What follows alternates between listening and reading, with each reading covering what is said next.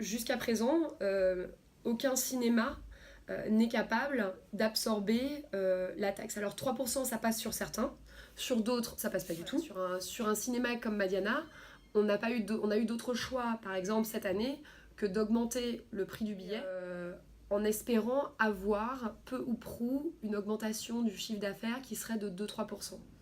On sait que quand on augmente le prix, il y a forcément une petite baisse de fréquentation. Si aujourd'hui la TSA reste bloquée à 3%, comme c'est demandé par certains exploitants, eh bien simplement les producteurs vont se retrouver avec des fonds eux aussi bloqués à hauteur, à due proportion comme on dit.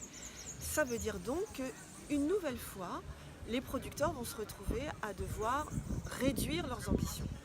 Et une nouvelle fois, on va se retrouver à ne pas jouer à armes égales avec d'autres auteurs, réalisateurs en France hexagonale. Donc le problème de la TSA est vraiment très large et il touche à la fois effectivement les exploitants, mais le public domien, parce que la question est qu'est-ce qu'on a envie de voir sur nos écrans? Est-ce qu'on a enfin envie de voir un cinéma antillais exister? Auquel cas il faut qu'on ait les armes. L'enjeu du gel à 3%, c'est que si on fait ça, on sait qu'on sauve certaines salles. Des toutes petites salles, situées par exemple au Darbo, en Basse-Terre, en Guadeloupe, comme l'Urania, à Kourou, en Guyane, ou certaines salles situées à La Réunion. S'il n'y a pas de gel, et si à la fin de l'année, on ne dit pas que la taxe ne va plus augmenter, ces salles vont fermer.